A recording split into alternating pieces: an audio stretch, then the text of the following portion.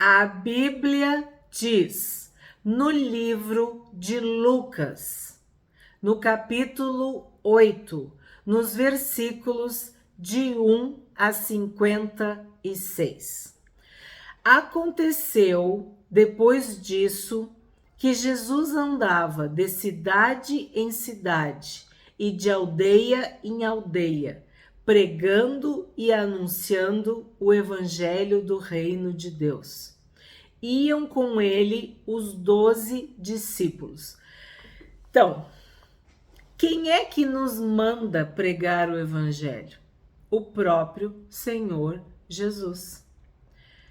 A Bíblia fala do ide por todo mundo, pregar o evangelho. Então, o maior exemplo que nós temos é do próprio Senhor Jesus, que pregava, que anunciava, que convencia, que ensinava, que apresentava o reino de Deus. Ele ia pregando e anunciando o evangelho. Nós não podemos ser 007 agentes secretos do reino. Não, nós devemos andar por aí pregando, fazendo bem, sendo luz do mundo, sal da terra. Iam com ele os 12 discípulos e também algumas mulheres que haviam sido curadas de espíritos malignos e de enfermidades. Essa distinção, nós temos feito desde Mateus, né? De que existem enfermidades do corpo, da alma e do espírito. Então, as pessoas são curadas de espíritos malignos e também de enfermidades. Maria, chamada Madalena, do qual saíram 7 demônios. Joana, mulher de Cusa, procurador de Herodes. Susana e muitas outras, as quais, com os seus bens, ajudavam Jesus e os seus discípulos. Então, olha que lindo. Mulheres sendo citadas, destacadas no ministério de Jesus. A gente viu que não é só quem vai para a guerra que é soldado. Lembra daquela passagem? Quem cuida da bagagem e da alimentação também está fazendo a guerra. Lembra? Eles queriam maltratar, desprestigiar, discriminar os que não tinham ido à guerra. Como que se a guerra fosse feita apenas por aqueles que estão literalmente no campo de batalha. Não, nós lutamos contra o mal, cada um conforme foi chamado. Estas mulheres, elas serviam a Jesus com seus bens. Elas serviam a Jesus e aos seus discípulos. Elas ajudavam. Elas colaboravam. Que lição, né? Nós teremos muitas surpresas no céu, eu acredito. Senhor, Senhor. Muitos dizem Senhor, Senhor, mas não conhecem a Jesus. E muitos que parecem que são invisíveis fazem grandes tarefas, grandes atividades, grandes bênçãos para o reino de Deus. 4. Quando uma grande multidão se reuniu e pessoas de todas as cidades vieram até Jesus, ele disse por parábola: um semeador saiu a semear. E ao semear, uma parte caiu à beira do caminho. Foi pisada e as aves do céu a comeram. Então, o nosso trabalho é semear, mas às vezes a semente ou as sementes cairão à beira do caminho e serão pisadas, e as aves do céu comerão. Outra parte caiu sobre a terra, sobre a pedra, e tendo crescido, secou por falta de umidade. Olha que interessante. Aqui não fala das raízes, fala que ela cresceu, mas secou por falta de umidade. Então, não tinha água suficiente para essa semente que estava sobre a pedra. Outra caiu no meio dos espinhos, e os espinhos, ao crescerem com ela, a sufocaram. Então, eu tenho dito, desde que o pecado entrou no mundo, desde que a terra foi amaldiçoada, as ervas daninhas, os espinhos crescem, entre aspas, naturalmente. Então tu viu que a semente cresceu, mas os espinhos também cresceram junto com ela e a sufocaram. Outra, enfim, caiu em boa terra, cresceu e produziu a 100 por um. Dizendo isto, Jesus clamou: quem tem ouvidos para ouvir, ouça. Então tu tá vendo que a gente viu a mesma parábola em Mateus, em Marcos e agora em Lucas. Mas cada um dos evangelistas, cada um dos autores apresenta de um modo diferente, com algum detalhe. Isso é muito rico para nós, porque a cada leitura da Bíblia a gente aprofunda, a gente amplia o conhecimento e o entendimento. E Jesus falou novamente, ó, quem tem ouvidos para ouvir, ouça. Porque é como se ele falasse em códigos através das parábolas. Então os discípulos de Jesus lhe perguntaram o que significava esta parábola.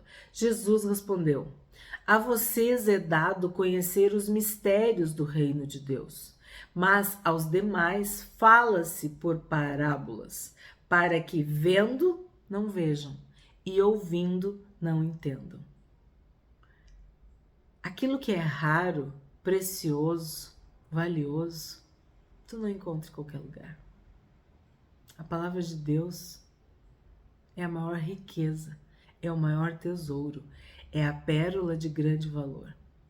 Tu vai ter que te esforçar, tu vai ter que procurar, tu vai ter que querer, tu vai ter que desejar, tu vai ter que buscar.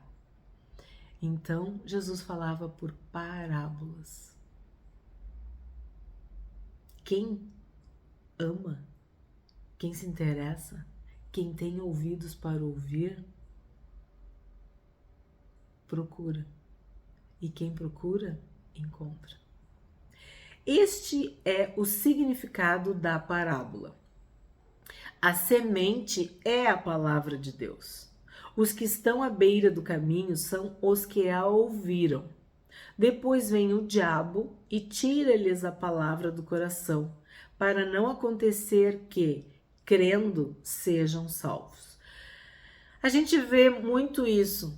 Tu tá trabalhando com uma pessoa, aí tu passa a evangelizar, tu tá estudando, tá fazendo um curso e tu fala do amor de Deus e tu planta aquela semente.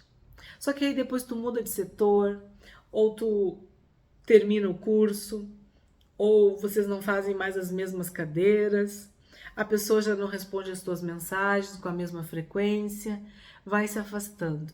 E quando o tempo passa, tu vê que o inimigo tirou aquela palavra do coração da pessoa. Os que estão sobre a pedra são os que, ouvindo a palavra, a recebem com alegria. Estes não têm raiz, creem apenas por algum tempo e na hora da provação se desviam. É muito sério isso aqui.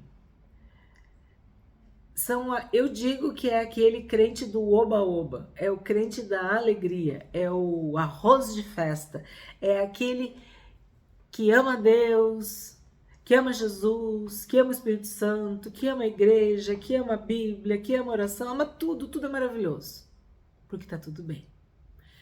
Quando a provação aparece, uma perda, um luto, uma enfermidade, um revés da vida, ele se escandaliza, ele se revolta, ele se desvia, porque ele achava que estar com Deus, que estar na igreja, que se converter, era tudo perfeito, 100%. cor-de-rosa. Só felicidade. Mas não é verdade.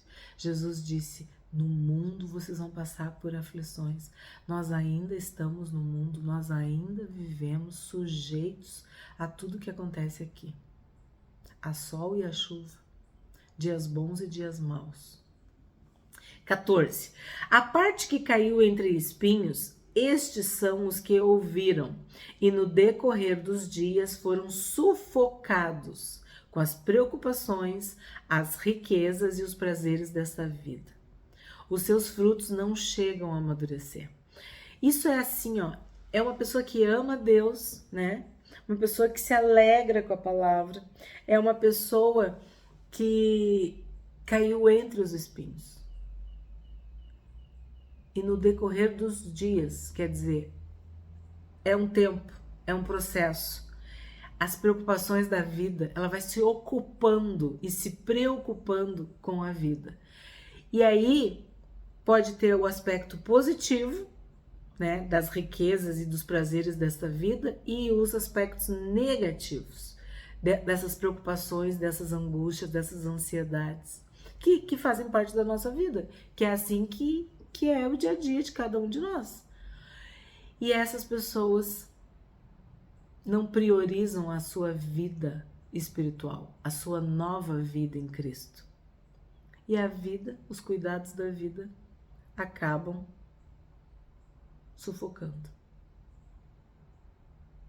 E ela não chega a produzir frutos que podem ser comidos. Porque olha o que a Bíblia está dizendo.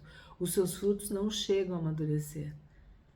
Então eu penso, caem da árvore, são verdes, são secos, não chegam a amadurecer.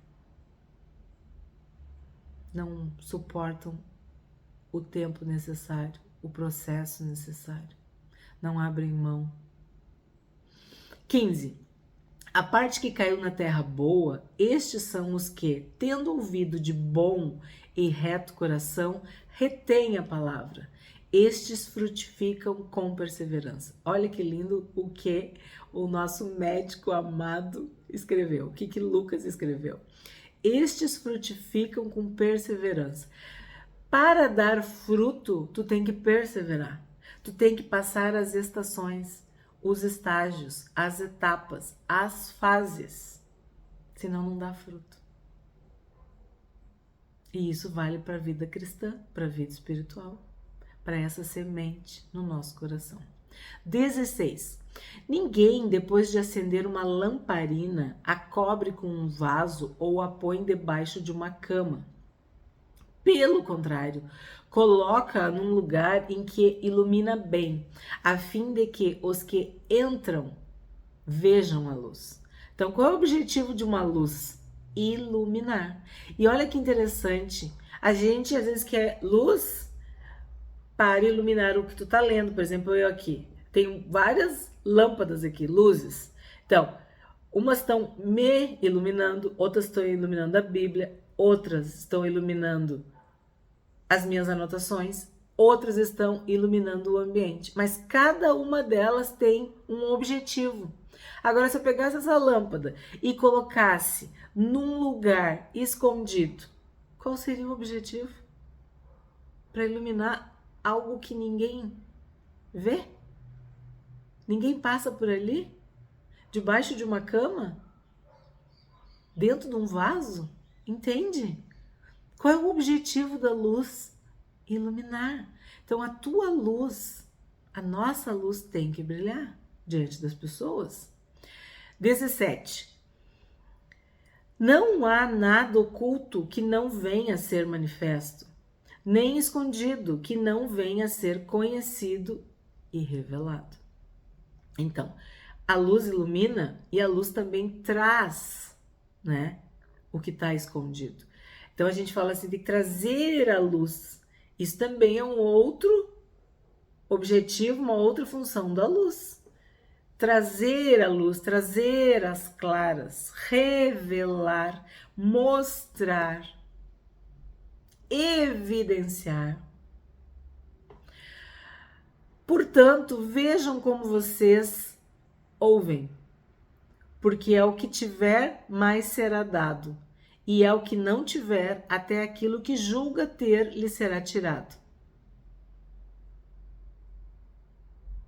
Lembra da parábola dos talentos? O que tinha 5 ganhou mais 5. O que tinha 2 ganhou mais 2. E o que tinha 1 perdeu até o 1 que tinha. 19. A mãe e os irmãos de Jesus chegaram até onde ele estava, mas não podiam aproximar-se por causa da multidão. E lhe comunicaram: a sua mãe e os seus irmãos estão lá fora e querem vê-lo. Jesus, porém, lhes respondeu: minha mãe e meus irmãos são aqueles que ouvem a palavra de Deus e a praticam. Então, sim, acredita-se que o pai de Jesus, né, José, já fosse falecido. A mãe de Jesus, Maria, e seus irmãos. Nós já vimos que Jesus tinha irmãos e irmãs. Então, aqui está sendo falado sobre a família natural, a família de sangue do Senhor Jesus. E aí a gente tem que lembrar de uma resposta que Samuel deu para Saul. Obedecer é melhor que sacrificar. Então, o que Jesus está dizendo? Que a minha mãe e os meus irmãos são aqueles que ouvem a palavra de Deus e a praticam. Quando tu ouve a palavra de Deus e tu pratica, é porque tu obedece, é porque tu teme, é porque tu ama, é porque tu adora. Tu tem a tua vida, o teu prazer, a tua alegria em observar os mandamentos, as ordenanças, as leis, a vontade expressa de Deus na sua palavra. Tu quer viver a tua vida desta forma. Isso é obediência. Então, para Deus, para Jesus, obedecer é mais que importante. É o mais importante. Então, ele não está desfazendo da sua mãe e dos seus irmãos. Ele está dizendo que diante de Deus é mais importante, mais valioso a família da fé, aquele que obedece a palavra de Deus, aquele que ouve e pratica. Então, às vezes, a tua família de sangue, carne da tua carne, osso do teu osso, o mesmo pai, a mesma mãe, não obedecem a palavra de Deus, não seguem a Bíblia, estão indo para outro lado. E tu tem amigos e amigas que creem no mesmo Deus que tu, que amam a Bíblia do mesmo jeito que tu, que oram, que evangelizam, que estão com os olhos fitos no céu, na pátria celestial. Então, esses se tornam teus irmãos e tuas irmãs. Esses passam a ser a tua família, a família da fé. E por isso que Jesus falou que quem tiver que abrir mão de pai, de mãe, de filho, de filha, de irmão, de irmã, de campos, de tudo, vai ganhar 100 vezes mais. Porque sim, quem está na família da fé não sente falta de nada. Porque Deus supre todas as nossas necessidades em Cristo Jesus. E aqui a gente tem que lembrar de Saul e de Davi. O episódio que fez com que Samuel falasse essa frase de que obedecer é melhor que sacrificar foi justamente para Saul. Porque ele achava que ele podia desobedecer, teimar, ser rebelde, se rebelar, e depois ele fazia um sacrifíciozinho ali, estava tudo resolvido, tudo ok, tudo bem. Não, obedecer é mais importante que sacrificar. Deus se agrada mais de quem obedece do que de quem sacrifica. E Davi obedecia. E obedecia nos mínimos detalhes. Deus dizia que era para fazer e Davi fazia. E aí a gente vê isso. Que obedecer é o que agrada o coração de Deus. A obediência agrada o coração de Deus. Tu obedecer faz com que tu te torne filho e filha amado do Pai. 22. Aconteceu que, num daqueles dias, Jesus entrou num barco em companhia dos seus discípulos e lhes disse: Vamos passar para a outra margem do lago. E partiram. Enquanto navegavam, ele adormeceu. E sobreveio uma tempestade de vento no lago, e eles corriam perigo. Chegando-se a Jesus, os discípulos o despertaram, dizendo: Mestre, mestre, estamos perecendo. Levantando-se, Jesus repreendeu o vento e a fúria da água. Tudo cessou e ficou bem calmo. Então Jesus lhes perguntou: Vocês não têm fé? Eles, possuídos de temor e admiração, diziam uns aos outros: Quem é este que até manda nos ventos e nas ondas e lhe obedecem?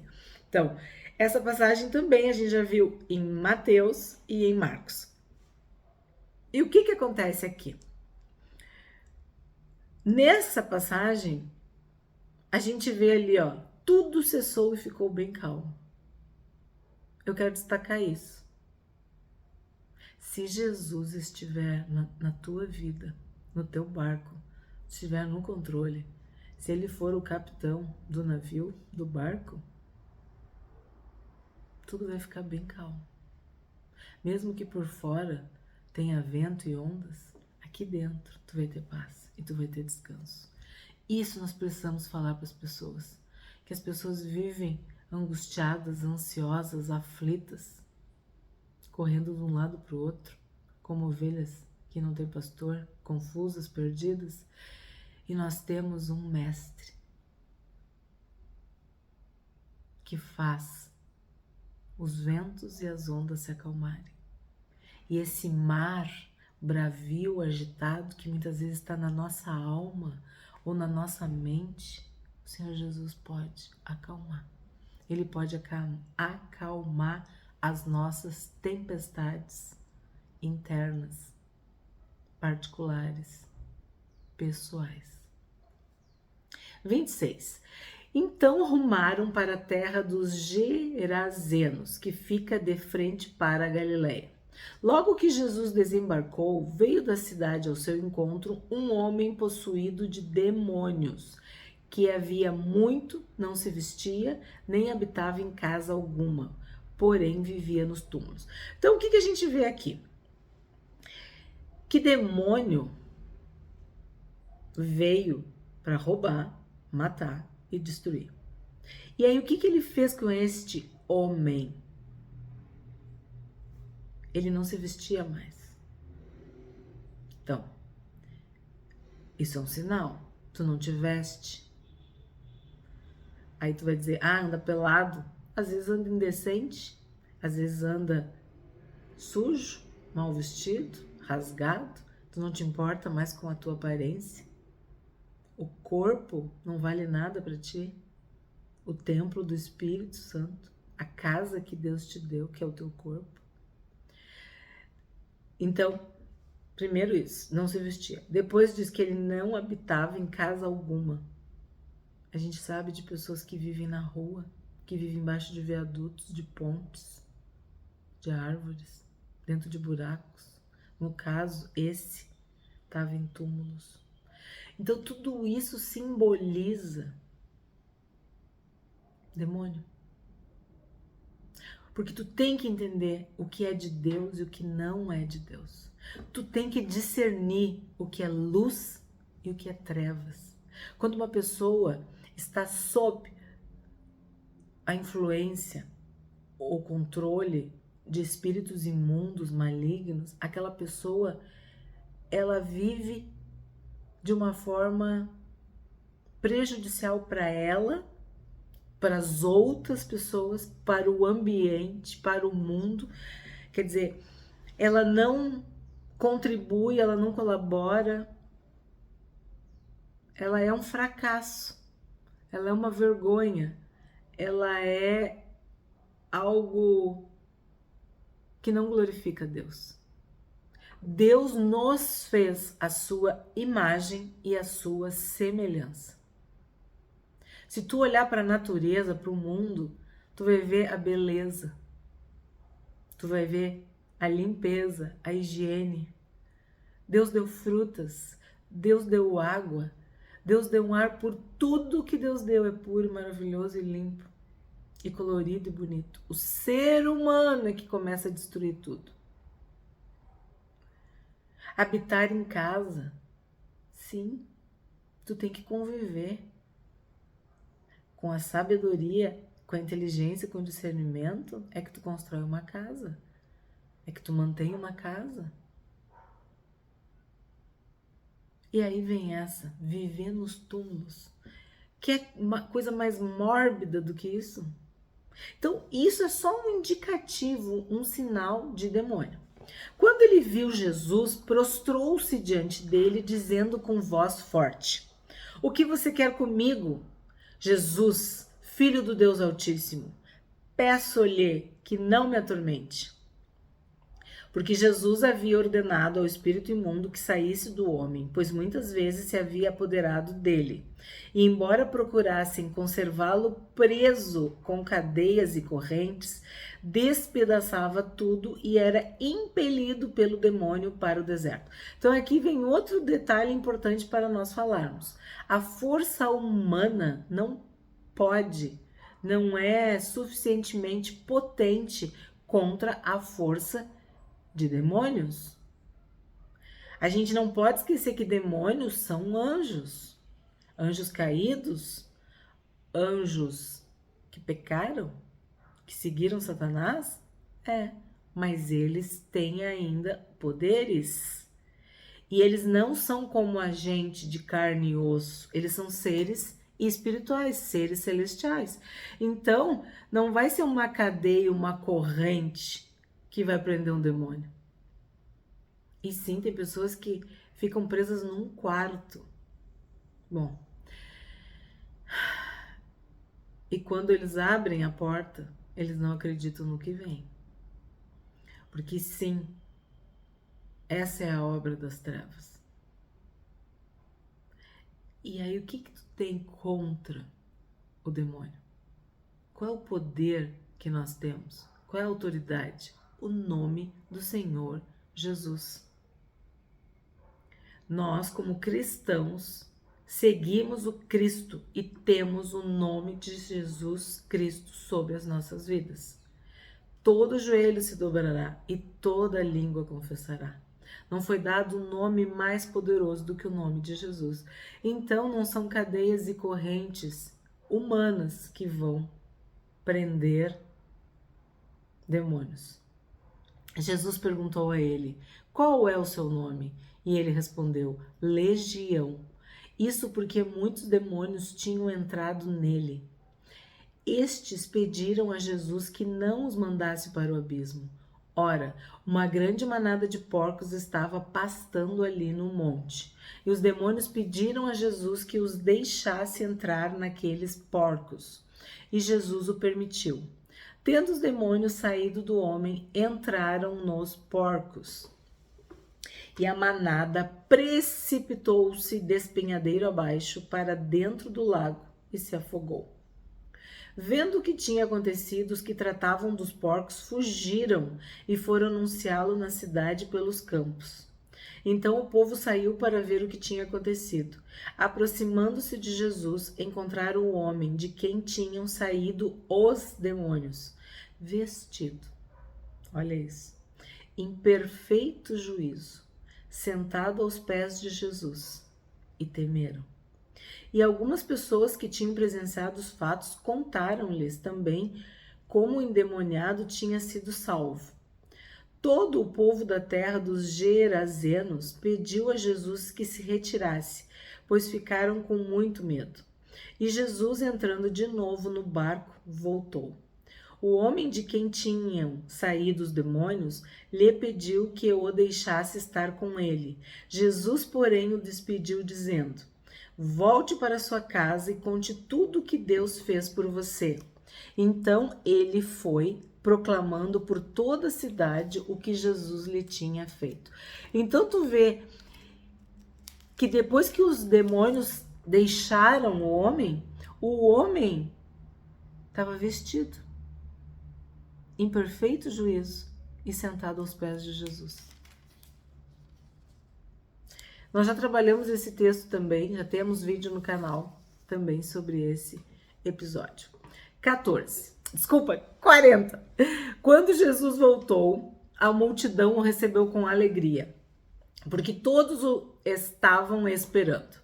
Eis que veio um homem chamado Jairo, que era chefe da sinagoga, e prostrando-se aos pés de Jesus, suplicou-lhe que fosse até a sua casa, pois tinha uma filha única de 12 anos, que estava morrendo. Então, tu vê que Jesus expulsa demônios e agora ele vai resolver a situação do chefe da sinagoga, que a filhinha dele, sua filha única, estava morrendo. Enquanto Jesus caminhava, as multidões o apertavam. Certa mulher que havia 12 anos vinha sofrendo de uma hemorragia. Observa que a filhinha tinha 12 anos e a mulher sofria 12 anos. 12 é o número das 12 tribos de Israel e também dos 12 apóstolos, dos 12 discípulos. Então, 12 é um número simbólico que fala da igreja. Então, tu pensa que Jesus veio libertar, salvar, curar, restaurar o reino para Israel, para 12 anos, para as 12 tribos de Israel. É uma simbologia. E que havia gastado todos os seus bens com os médicos, sem que ninguém a pudesse curar. Veio por trás de Jesus e tocou na borda da capa dele. E logo a hemorragia dela estancou. Mas Jesus perguntou: quem me tocou? Como todos negassem, Pedro disse: mestre, é a multidão que o rodeia e aperta. Mas Jesus insistiu: alguém me tocou, porque senti que de mim saiu poder. A mulher, vendo que não podia passar despercebida, aproximou-se trêmula e prostrando-se diante de Jesus, declarou, à vista de todo o povo, o motivo por que havia tocado nele e como imediatamente tinha sido curada. Então Jesus lhe disse: filha, você foi salva, porque teve fé. Vá em paz. Então, nessa parte aqui, nesse episódio, nesse trecho da mulher que sofria de hemorragia, a gente entende que o toque foi diferenciado. Pedro falou: mas estão te tocando, estão te apertando, estão te rodeando, estão te encostando. Mas Jesus não estava falando desse tipo de toque. Ele estava falando de um toque específico, de alguém com fé, de alguém que queria ser curada, que queria, na tradução antiga dizia virtude, queria essa virtude, esse poder, essa graça de Jesus. E ele, imagina, ele sentiu que tinha saído, tinha desprendido dele um poder, uma graça para curar. E ela foi curada. Ela foi curada. Sem palavra nenhuma, né? Ela simplesmente tocou nele. Ela falou com ela mesma, ó. Veio por trás de Jesus e tocou na borda da capa dele.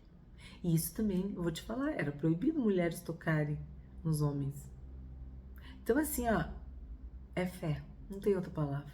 Porque a fé, ela transcende, ela supera as circunstâncias. Ela vai além, né? E aí eu tenho que chamar a atenção de vocês de 2 episódios. Porque eu quero que vocês cada vez entendam assim, a diferença de Mateus, Marcos e agora de Lucas. Então, quem acompanhou o primeiro vídeo que eu falei na introdução, assim, do refinamento, da forma cuidadosa com que Lucas escreve, aqui tu vai ver um paralelo com Atos, porque Lucas escreveu o Evangelho de Lucas e Atos. Então Jesus cura esta mulher apenas com um toque, quer dizer, a mulher toca em Jesus e ela é curada. Pedro, em Atos 5, ele cura com a sua sombra. E Paulo, em Atos 19, cura pela roupa. As pessoas levavam roupas, lenços de enfermos e as pessoas eram curadas. Então, o que a gente aprende aqui? Em primeiro lugar, que Lucas fez um paralelo. Ele entendeu, ele aprendeu, ele viu que isso é real. Então, ele menciona 3 fatos. E olha o número 3, né? Que eu sempre digo para vocês, uma ideia completa, perfeita, que glorifica Deus. Deus Pai, Deus Filho e Deus Espírito Santo. Então, sim, o poder de Deus não está sujeito ao tempo ou ao espaço. Deus é eterno e Ele pode curar. Mesmo que as pessoas digam, não tem mais jeito, acabou. Mesmo que já tenham transcorrido 12 anos, Jesus pode curar. E às vezes, a tua fé, ela é tão grande, é tão sincera, é tão profunda, que até a sombra, até uma roupa, até um toque, cura. No nome de Jesus. 49. Enquanto Jesus ainda falava, veio uma pessoa da casa do chefe da sinagoga dizendo: a sua filha já morreu, não incomode mais o mestre. Olha só. Mas Jesus, ouvindo isto, lhe disse: não tenha medo, apenas creia e ela será salva.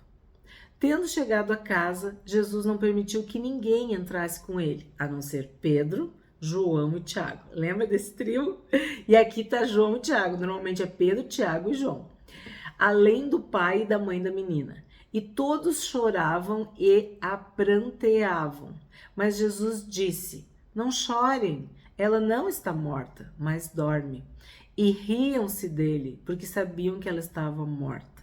Olha o que é a intelectualidade, a inteligência, a experiência, a cognição de um ser humano.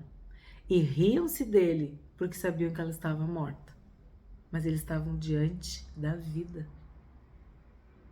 E eles não sabiam do poder, né?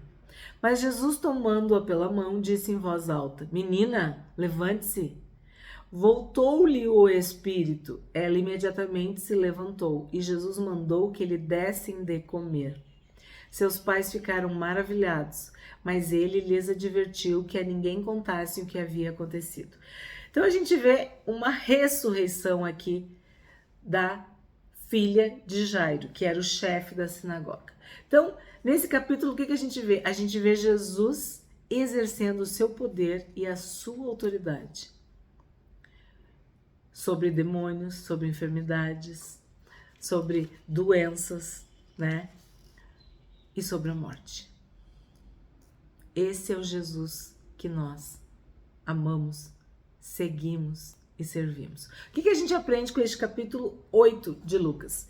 Que nada há oculto que não haja de manifestar-se, nem escondido que não venha a ser conhecido e revelado.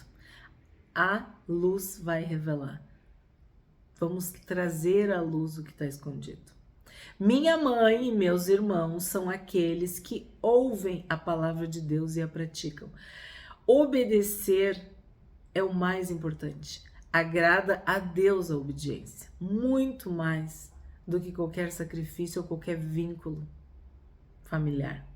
Jesus disse: não temas, crê somente e ela será salva. A filhinha de Jairo foi salva. Ela ressuscitou e ele fala para ele: não chores. E realmente não precisava chorar, porque ela estava viva. Ela foi trazida novamente à vida.